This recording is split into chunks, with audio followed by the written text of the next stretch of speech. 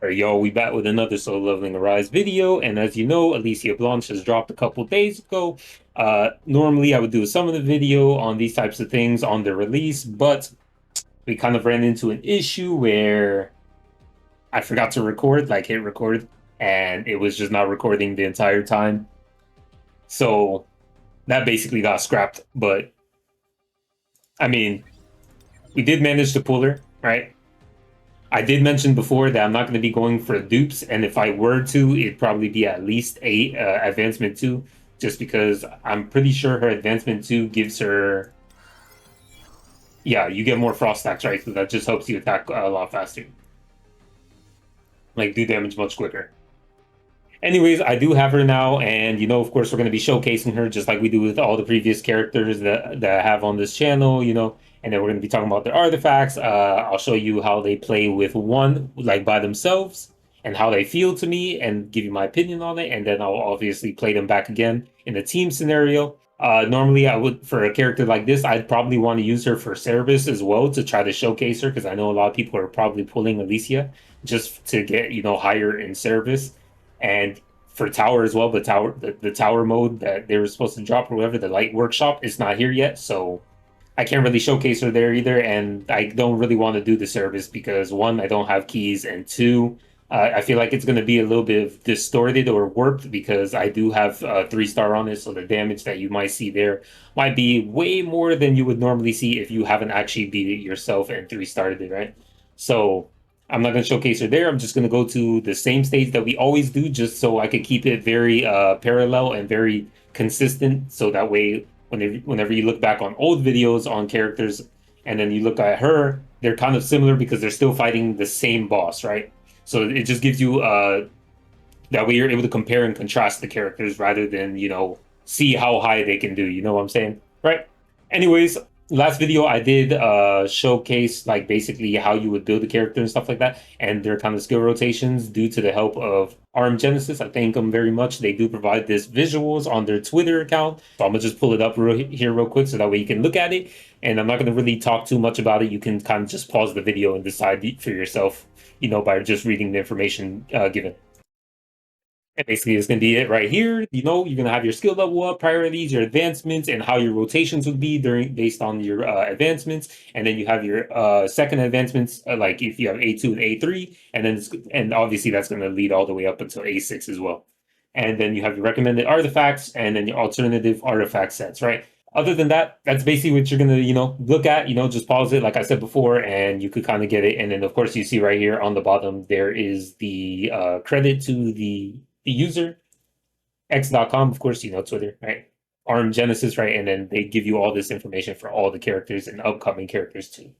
So yeah, and then we'll just get right back into the actual showcase. So now that we got the skill rotations and all that stuff out of the way, the visual, I'm gonna show you what I'm working with and then what I have and then kind of how like my sets are. I do want to note that she does have a fire skin. I'm just saying, like, in my opinion, I like this skin a lot. So I do plan to get it later. I just didn't go for it just yet because I was just gonna, do the showcase, and then if I liked it, then I'd buy it. But who am I kidding? I was probably gonna buy it anyways, even if I didn't like her. Just because I think she looks way better without on. So, anyways, now you have your weapon, of course. So I'll talk about the weapon. It increases your core attack damage by 10%. When Ice Body Armor effect activates, it increases water damage dealt by 5% for 20 seconds with a cooldown of 30 seconds. So you only have like 10%, 10 seconds downtime, right? So it's not bad, and it's good because it's a water damage dealt, right? And I'm pretty sure this is for the entire team. I might be mistaken, but I remember when I was reading it previously before her release, it was for the entire team because the entire team gets the ice armor body armor effect. So I'm not sure if this is just an application to herself, but aside from that, we're speaking strictly on herself and how she performs, right? And we're not going to be going too much into how she supports other characters, although she does support them very well, right? So now artifacts. Of course, artifacts we're going to be going with the solid foundation set and then the champion on field accessory set. For your first set, so basically your armors and stuff, I recommend this. Your best set, to be honest, for her. And then your secondary sets, they can be an assortment of things. It doesn't have to be champion on the field. It could be the behemoth one. It could be the skeleton one, whatever you call it. It could be a bunch of different options, but it's kind of catering to how you want to play the game, right? But they're all very good. But I believe this is probably the best one in my opinion for her. Now I'm just gonna go real quickly through her my rolls on her gear, and then I'll show her overall stats, right?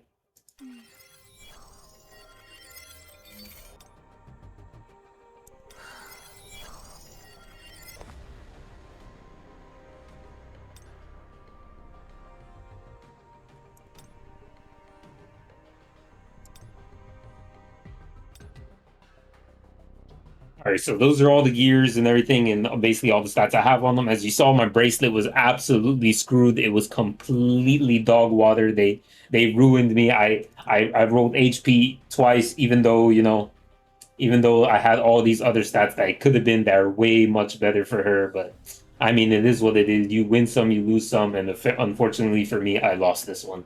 Now we're just gonna go into her stats real quick. So I have 50%, almost 50% crit rate. Obviously, that's kind of where you want to end that for all your characters if they're a DPS character. So very close. It doesn't have to be nearly perfect, but it's just like around there, right? Like between 45% and 50% is good enough. Then you have your crit hit damage. My crit hit damage is at 162%, so not bad overall. It's actually pretty decently high. Not crazy, but it's good, right? Defense penetration, I have about 9.5%. And then damage increase, I have 9%. I kind of always like to have at least a little bit of both of these because, enemies having a lot of defense and stuff like that. And then, of course, having damage increase. Damage increase is always nice on any character. It doesn't matter what stat they use. It's just always good, right? As long as they're a DPS character. All right, so that's all. We're all done with that now, right? Well, I should probably show what my skill levels are at too, as well. So basically, I focused on her core attack because her core attack is going to be the most important one. So I don't think the others are that important. I just basically leveled them up so that way I could get for the event the mission reward. So that way I could get her weapon. That's the only reason why I leveled these skills up. And you should probably do that too. That way you can at least get her weapon for free. It's really nice that they made every future upcoming character you're able to get their weapon for free just by doing like level ups and stuff like that for your characters. So not bad. Anyways, we're just gonna get right into it. So I'm going to show you her by herself, and then I'm going to show you her in a team scenario. Keep in mind, when she is by herself, she does not perform that good. Realistically, she does not perform that good because she runs out of mana very fast. It's like very fast. Like she's really good for short bursts, right? And you'll see what I mean in a sec. Not on her showcase, like her singular showcase, but like when I put her in the team.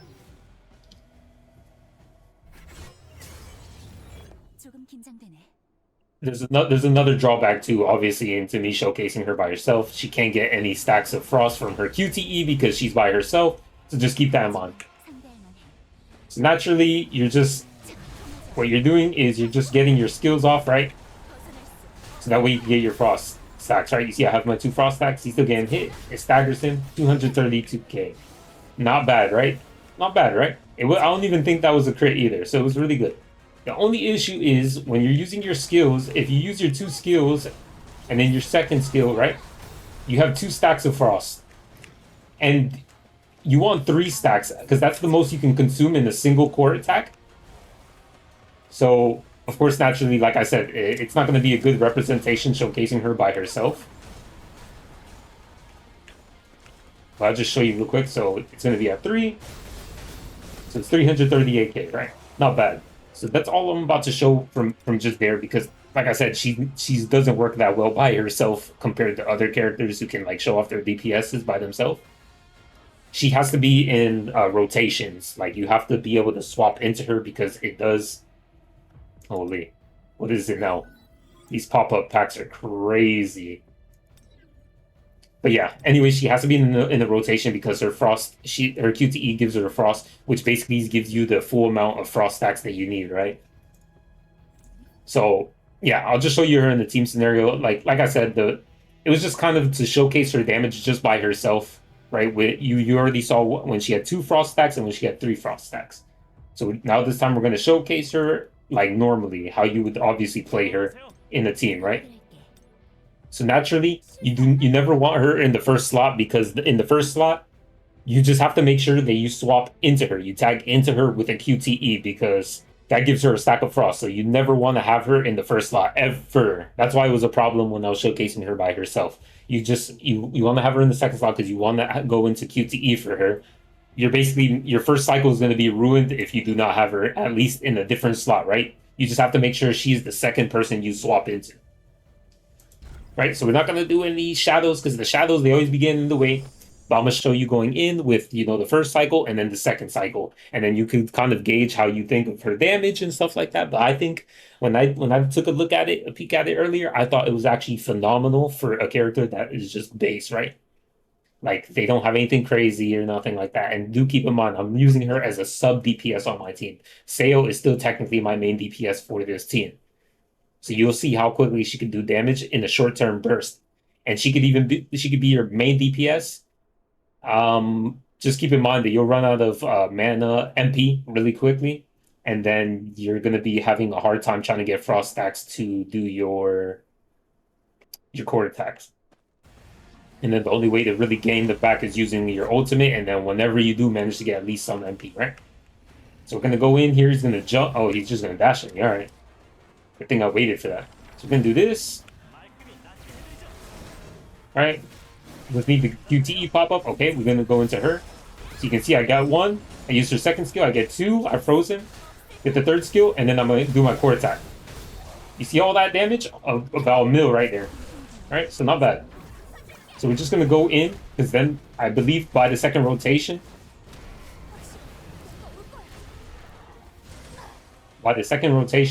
I should be able to have my ult, right? Okay, so I have my disguise. I do this. I do my ult. Click real quickly so I can go into my QTE. You do this. You do this. You see all that damage? Boom. Then you use your ult right after. And then you do it again. And then you use your skill again. And then you do your damage again. Easy. Easy as that. So I'll run it back one more time just so you can kind of get an idea. I'll kind of try to explain it while I'm doing this so you can understand what's going on.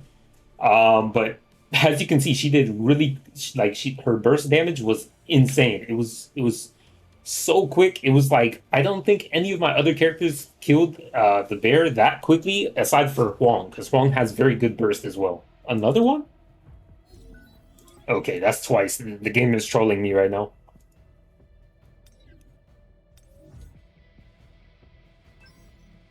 Okay, so I'll do it again, and then I'll explain this time what I'm going to be doing while I'm doing it, right?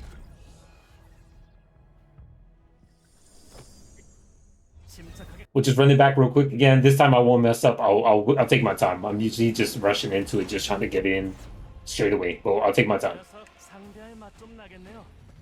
You're gonna jump, and dodge. I inflict this on him. I switch into her. I get one QTE stack frost. I do this first skill, so then I get a stack of frost. I do second skill, and then I go into my final attack. It's 1.5 mil. So I went into my core attack there, as you saw in the end, right? And then I immediately switch out to her again, so I could start my next rotation, right? So I got my shield, so I don't get interrupted. Right? We're gonna inflict this on him, debuff. We're gonna ult. We're gonna click rapidly, so that way we could go into QTE with her. So I got my frost stack.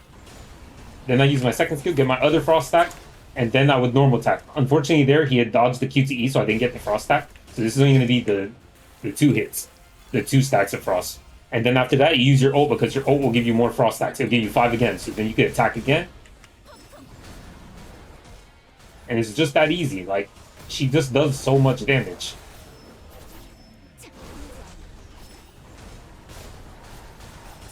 Yep. And that's it. And she's my sub DPS. She's not even my main DPS. So is she really good as a main DPS? Absolutely. She can work just fine as a main DPS.